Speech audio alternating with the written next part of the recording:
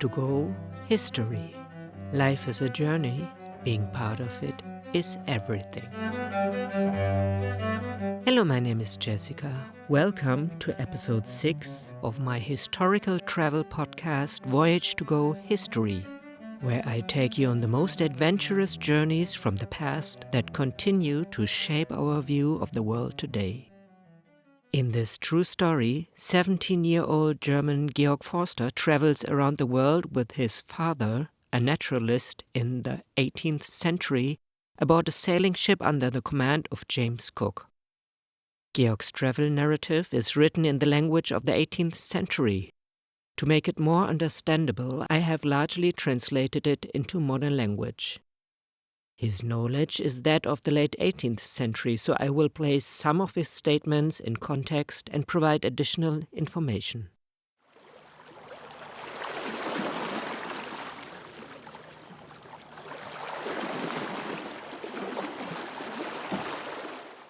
What happened in the last episode?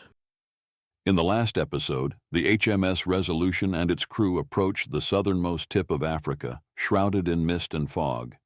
While waiting for safer conditions to enter Table Bay, they observed a fascinating natural phenomenon: the ocean illuminated by bioluminescent creatures. Georg Forster conducted detailed examinations, discovering the glowing organism's jelly-like structure and independent movement.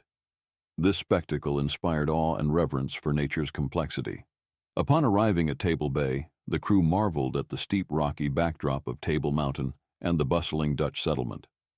They encountered the governor and other officials of the Dutch East India Company, exploring the well-organized town and its surroundings.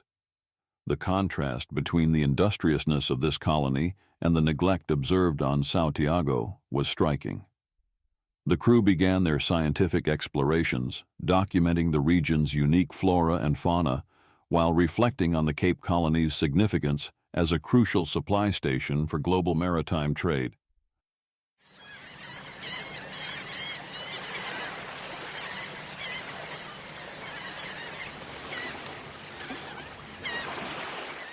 October 1772, Table Bay, South Africa. One of their excursions was directed toward Table Mountain. The climb was steep and challenging due to the loose stones that rolled underfoot. About halfway up, they reached a deep gorge with vertical and overhanging rock layers. Small springs trickled from the crevices or dripped down the rocks, providing life and nourishment to hundreds of plants and shrubs in the depths below. Other plants, growing in drier locations and absorbing more concentrated nutrients, emitted aromatic scents carried gently to them by the breeze from the sides of the ravine. After a 3-hour hike, they finally reached the summit of the mountain. The top was nearly flat, barren, and almost entirely devoid of soil. Here and there, depressions filled with rainwater or fertile earth supported the growth of various fragrant herbs. Among the animals occasionally encountered on the mountain were antelopes, howling baboons, solitary vultures, and toads. The view from the summit was vast and picturesque, offering a breathtaking panorama of the surrounding landscape. The bay appeared like a small fish pond, and the ships anchored within it seemed like tiny boats. The city at their feet, along with the neatly divided gardens nearby, looked like children's playthings. The Lion's Rump seemed like an insignificant low ridge, and another mountain called Lion's Head, which appeared tall enough when viewed from below, now lay far beneath them. Only Devil's Peak rose to a notable height alongside Table Mountain. To the north, the view was framed by Robben Island, the Blue Mountains, the Tygerberg Hills, and beyond them, a majestic and even higher mountain range. To the west, a group of broken rock formations enclosed Hout Bay, or Wood Bay, and extended southward, forming one side of Table Bay, before ending at the famous stormy cape named the Cape of Good Hope by King Manuel of Portugal. To the southeast, they could see across the low strip of land lying between the two bays. Beyond this, they recognized the colony of Hottentot, Holland, and the mountains near Stellenbosch. On this side, they were also pleased by the sight of numerous cultivated plots scattered across the heath. These fields stood out vividly with their bright green against the surrounding landscape. Among them, the estate of Constantia, celebrated by modern connoisseurs, was particularly remarkable. After spending 2 hours enjoying these sights, they noticed the air turning very cold and sharp. Content with their excursion and richly rewarded for their efforts by the magnificence and scale of the view, they decided to return. Among all the surrounding areas, none drew their attention more than the southeastern side of Table Mountain. This region stood out for its numerous plantations and the remarkable variety of plants it produced. Close to the mountains, on the side of the narrow land strip between the two bays, the scenery was especially delightful. Every small stream was bordered by a plantation consisting of vineyards, grain fields, and gardens, often surrounded by oak trees 3 to 6 meters high. These thickly leafed branches not only enhanced the landscape, but also shielded the plantations from storms. The late Governor Tulbagh, regarded as the father of this colony, had rebuilt several houses and gardens in Rondebosch and Nieuwland for the benefit of his successors. These estates, though simple and without elaborate ornamentation, were well supplied with water and maintained with great order, making them noteworthy. In this region, the company had their barns, and a bit farther on was a brewery owned by a private individual who held the exclusive right to brew beer for the Cape. Additionally, in a beautiful valley on this side of the mountain, they visited a plantation called Paradise.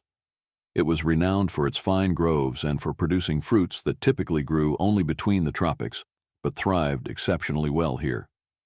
Their last stop on this side was Alphen, the residence of Mr. Kirsten, the commander in False Bay. Here they were received with genuine hospitality, which the worthy owner, originally from Germany, had brought with him and retained unchanged. It was no surprise that during their brief stay in the area, they made this place the center of their botanical excursions. These expeditions proved very fruitful, and they returned each time with impressive collections. However, the sheer volume of plants they hoped to find in unexplored lands, many likely new and undescribed, made Georg and his companions anxious.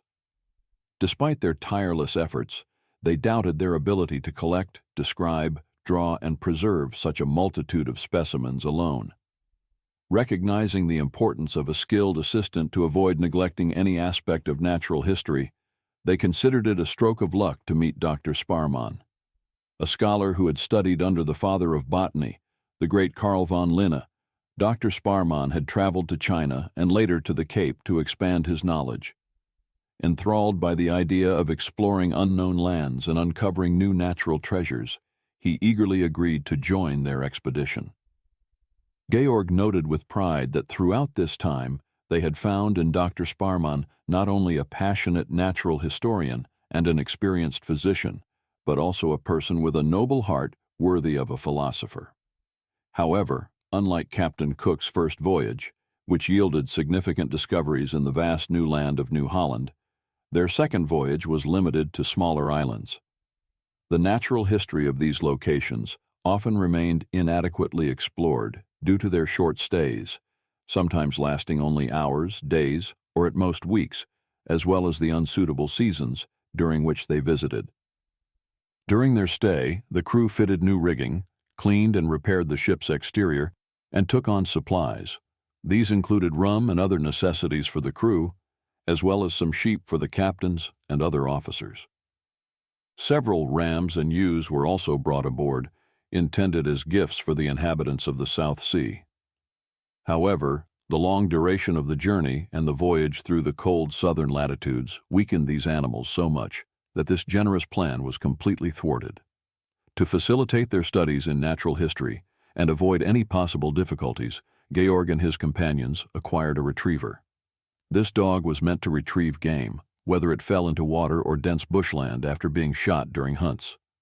However, finding such an animal proved challenging, requiring great effort and an exorbitant price. Despite this, the dog provided little service afterward.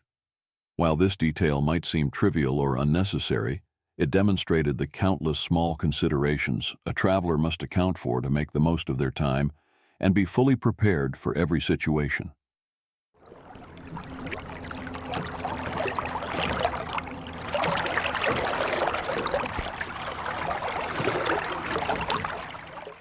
"22nd of November 1772, Cape Colony, South Africa. Their baggage was brought aboard, and on the same day they left Table Bay. Before continuing with the account of their adventures, Georg intended to provide a brief description of the current state of this Dutch colony, hoping it would satisfy his readers and offer valuable insights. The southern tip of Africa had already been circumnavigated during the reign of the Egyptian king Necho and later under the rule of Ptolemy Lathyrus. However, over time, its exact location was forgotten to the extent that it had to be rediscovered by Bartholomew Diaz, a Portuguese sailor, in 1487.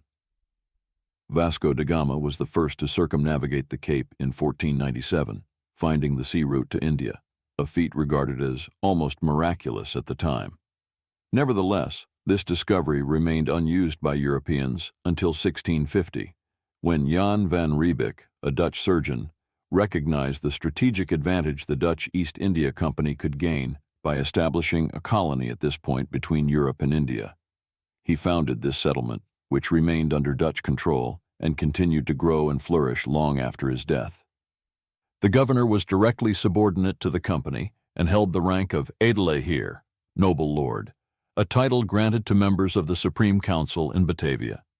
He presided over a council consisting of the lieutenant governor, the fiscal officer, the fort's commanding major, the secretary, the treasurer, the cellar master, and the bookkeeper. Each of these members oversaw a specific branch of the company's operations. This council was responsible for all civil and military affairs. Additionally, the lieutenant governor had authority over a judiciary council, known as the Court of Justice, composed of members from other departments. This body dealt with criminal cases. To minimize excessive influence or favoritism, it was forbidden for two relatives to hold seats on the same council at the same time. The governor's income was substantial. In addition to a fixed salary, free housing, furnishings, and all household and dining necessities, he received 10 Reichsthalers for every cask of wine that the company purchased from local farmers and transported to Batavia. For such a cask, the company paid 40 thalers, but the farmer only received 24. The remainder was divided between the governor and his deputy, with 2/3 going to the governor. This additional income reportedly amounted to as much as 4,000 thalers annually. The lieutenant governor was responsible for overseeing all of the company's commercial affairs at the Cape and had to sign all orders issued to subordinate departments. Both he and the fiscal held the rank of senior merchant. The fiscal managed policing and ensured the enforcement of penal laws. His income came from fines and duties on certain trade goods. However, if he was overly strict in collecting these, he often attracted widespread dislike. Dutch governance prudently appointed the fiscal as the chief overseer of the other company officials to ensure that they acted in the company's interests and upheld the laws of the homeland. For this role, the fiscal was typically well versed in legal matters and reported directly to the authorities in Holland. The major, a position currently held by Mr. von Pren, who showed them great courtesy, held the rank of merchant. This struck Georg and his companions as peculiar, as they were accustomed in European states to seeing the military accorded an independent rank. This practice would seem even more unusual to those familiar with the stark contrast between Holland and Russia, where all state officials, including university professors, were assigned a military rank. The number of regular troops at the Cape consisted of approximately 700 men, 400 of whom were stationed in the fort near the city. The armed residents formed a militia of about 4,000 men, who, with the help of signals, could mostly assemble at their designated rallying points within a few hours. From this militia, the white population of the colony could be roughly estimated. It had spread so widely that the most distant settlers needed over 4 weeks of travel to reach the Cape. However, the large area covered by these plantations did not reflect their number, as the outermost ones were often separated by entire days of travel and surrounded by various Hottentot nations. These settlers frequently experienced the inability of their government to protect them in such remote areas. For every white resident, there were 5 or more enslaved people, with prominent individuals often keeping 20 to 30. Overall, these enslaved people were treated reasonably well, and those who pleased their masters were given decent clothing. However, they were all required to go barefoot, as shoes and stockings were reserved by their owners as a mark of distinction. Most enslaved people were brought from Madagascar, with a small ship dispatched annually to maintain this trade. Additionally, there were many Malays, Bengalis, and some Africans among them. The colonists consisted of Dutch families, French Protestants, and primarily Germans. The character of the city's inhabitants was mixed. They were industrious but also enjoyed a good standard of living. They were sociable and hospitable, though this did not prevent them from engaging in a form of profiteering by renting out rooms at high prices. They also expected substantial gifts of foreign goods or other items from officers of the merchant ships. The residents lacked opportunities to acquire knowledge, as there were no proper educational institutions at the Cape, leaving them somewhat isolated from intellectual advancement. Sons were usually sent to Holland for schooling, while the education of daughters was often neglected. This lack of education, combined with a disinterest in reading and the absence of public cultural activities, meant that conversations were seldom engaging, often descending into gossip as bitter as in any small town. French, English, Portuguese, and Malay were widely spoken, and many women were skilled in all these languages. Their talent for singing, playing the lute, and dancing, along with a pleasant appearance often seen here, partially compensated for the lack of refined manners and sentiments. However, among the more prominent families, there were individuals of both sexes whose behavior, extensive reading, and intellectual abilities would have been noteworthy and admired even in Europe. Notable figures included Governor Baron Joachim von Plettenberg, who was esteemed for his hospitality and conversational skills, Lieutenant Governor Hemy and his family, Major von Prun, Secretary Berg, a man of knowledge and philosophical thought, whose family stood out for their beauty and intellect, Mr. Kirsten, Mr. DeWitt, and Commander Christoph Brandt of False Bay, their gracious host. These individuals and their families contributed significantly to the social fabric of the colony and left a lasting impression. Since all provisions were exceptionally cheap, most people at the Cape lived in relatively good circumstances. However, there were no great fortunes to be made here compared to Batavia. It was said that the wealthiest person at the Cape owned no more than 100,000 thalers, around 20,000 pounds. The purchasing power of £20,000 in 1772 is equivalent to an estimated £4 to £6 million today, approximately 5 to 7 million euros, depending on calculation methods and assumptions. In the countryside, the people were straightforward, honest, and hospitable. In the most remote areas where they rarely came to the city, they were reportedly quite ignorant. This was understandable, as their only company consisted of the Hottentots, and they often lived several days' travel apart. Viticulture was practiced only on plantations located within a few days' journey from the city. These vineyards were originally established by the first settlers and remained the hereditary property of their families. However, the company no longer granted land as inheritance, but leased it annually. Although the rent was very modest, 60 acres could be leased for only 25 thalers. This discouraged the establishment of new vineyards. As a result, in the more distant plantations, the focus was on grain farming and livestock. Some colonists specialized exclusively in cattle breeding, often on a large scale. They heard of 2 leaseholders, each of whom supposedly owned 15,000 sheep, along with proportional herds of cattle. Many others kept between 6,000 and 8,000 sheep, driving large herds to the city markets. However, lions, buffaloes, and the hardships of such long journeys often reduced their numbers before they reached the marketplace.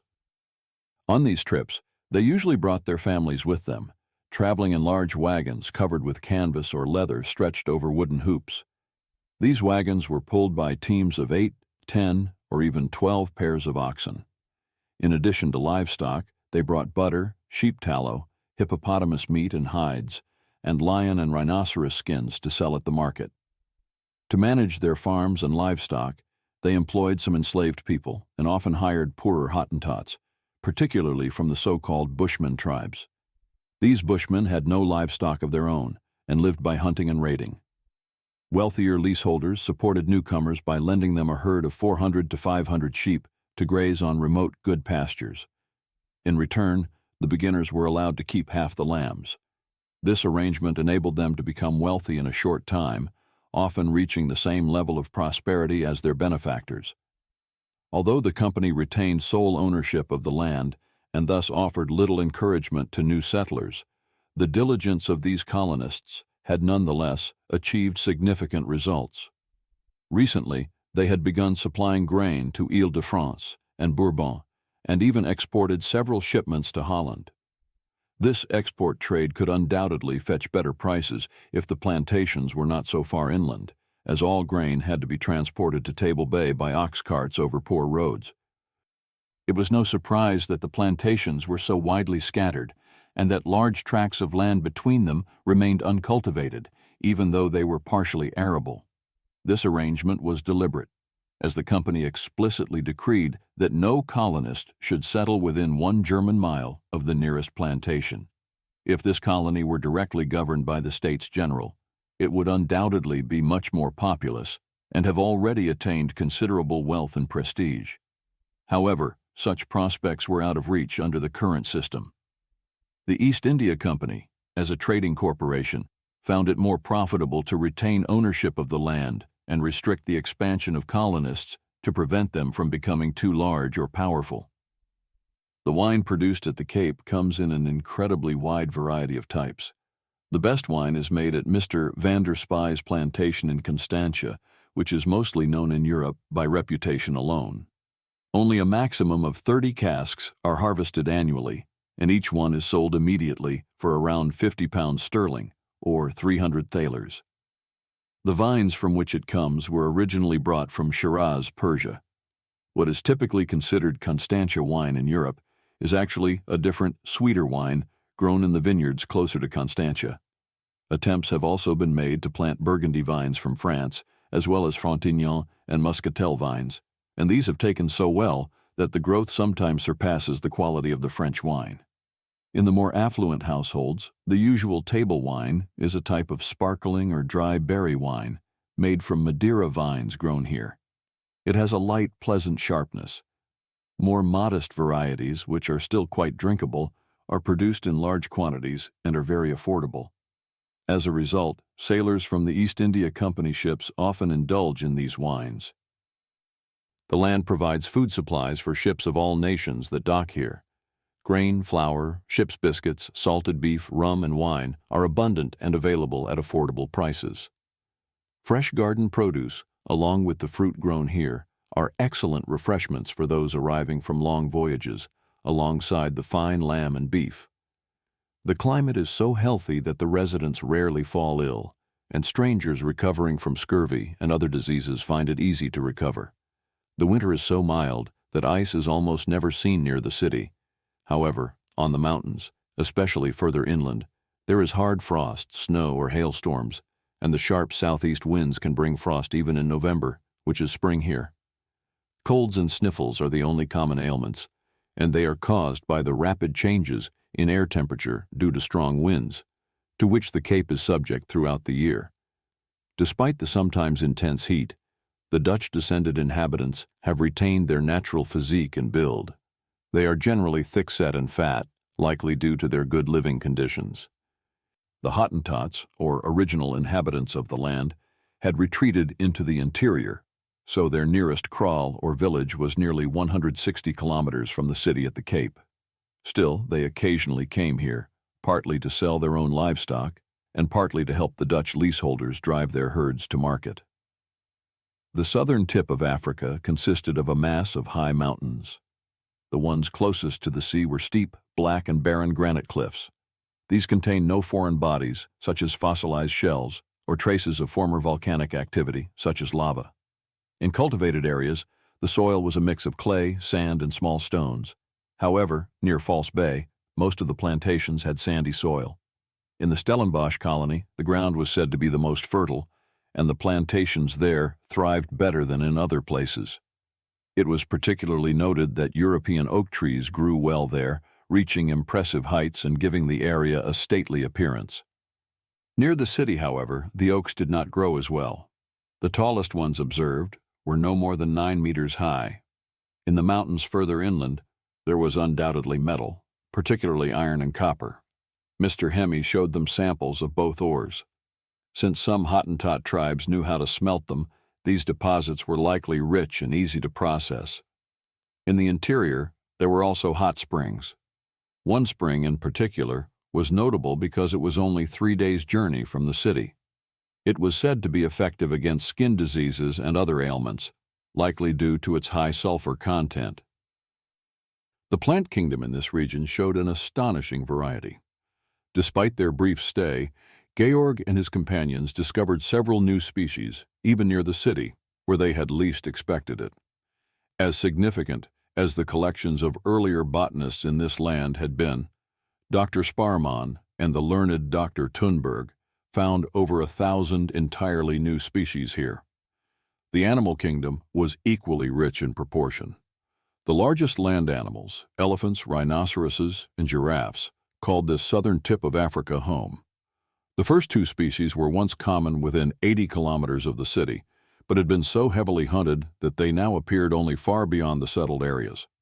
Rhinoceroses had become so rare that the government had to issue regulations to prevent their total extinction. The hippopotamus, locally called the sea cow, was once found near the city, even in Saldanha Bay. However, it too had become so scarce that its hunting was prohibited within a large radius of the Cape. Although its name suggested it lived in water, the hippopotamus fed solely on plants and could submerge only for short periods, typically no more than 30 meters at a time.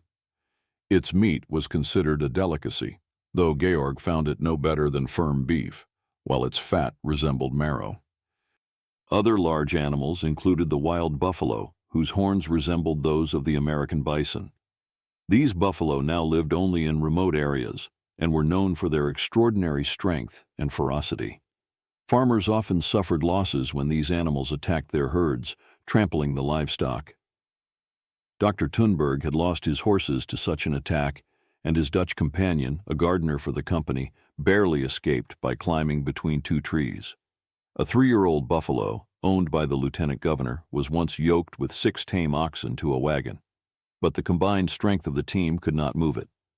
In addition to this buffalo species, there was another wild cattle variety called gnu by the natives. These animals had slender, small horns, manes, and bristles on their noses and dewlaps. Their elegant build made them appear closer to horses or antelopes than cattle. Georg and his companions made drawings and descriptions of this animal, one of which was sent alive to Europe for the menagerie of the Prince of Orange. This continent was also considered the homeland of the beautiful gazelle or antelope species. Despite the numerous types of antelopes, acquiring precise knowledge of them had been hindered by inconsistent and unsuitable naming conventions. The Cape was not without predators, and the colonists spared no effort in trying to eradicate them. Lions, leopards, tiger cats, striped and spotted hyenas, jackals, and similar predators thrived by hunting antelopes, hares, jerboas, cavies, and other small animals, which were abundant throughout the land. The number of birds was also very large, with many displaying the most striking colors. The region teemed with crawling insects of all kinds, as well as snakes, some of which had deadly bites, and various other creatures. The coasts were rich in delicious fish, many of which were still unknown to naturalists. In summary, despite the immense wealth of plant and animal life already brought from Africa, the continent's vast and largely unexplored interior still held great treasures for the natural sciences.